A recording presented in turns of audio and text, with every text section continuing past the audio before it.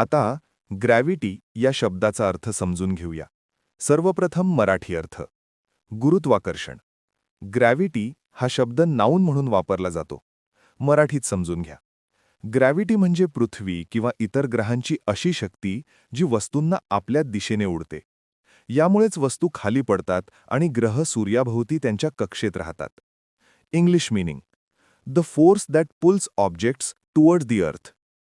Easy one-line definition. The natural force that makes things fall to the ground. आता synonyms पाहूया. Gravitational force, पुल, attraction हे शब्द वस्तूंना एकमेकांकडे ओढणाऱ्या शक्तीला दर्शवतात. अँटॉनिम्स म्हणजे विरुद्ध अर्थाचे शब्द. रिपल्शन, वेटलेसनेस हे शब्द ओढ नसणे किंवा गुरुत्वाकर्षणाचा अभाव दर्शवतात. आता उदाहरणे पाहूया. पहिले वाक्य: gravity pulls objects toward the earth. गुरुत्वाकर्षण वस्तूंना पृथ्वीच्या दिशेने उडते. इथे ग्रॅव्हिटी म्हणजे पृथ्वीची वस्तूंना खाली ओढणारी शक्ती. आता मित्रांनो, थोडा विचार करा. व्हिडिओ थांबवा आणि खालील प्रश्नाचं उत्तर कमेंटमध्ये लिहा.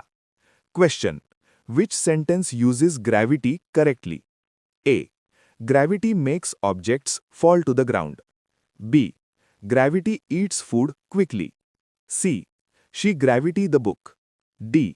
दे ग्रॅव्हिटी इन द रूम. तुम्हाला इंग्रजी मोफत आणि सोप्या पद्धतीने सुधारायचे आहे का? नियम अकॅडमीचा बेसिक इंग्लिश व्होकॅब्युलरी आणि ग्रामर कोर्स पूर्णपणे मोफत जॉईन करा. आत्ताच हा नंबर नियम अकॅडमी इंग्लिश नावाने सेव्ह करा. 9270275060. नंतर व्हॉट्सॲपवर हॅलो सर असा मेसेज पाठवा. दररोज व्हिडिओ प्लस MCQ सराव मिळवा. नंबर सेव्ह केल्यावरच लिंक उघडतील.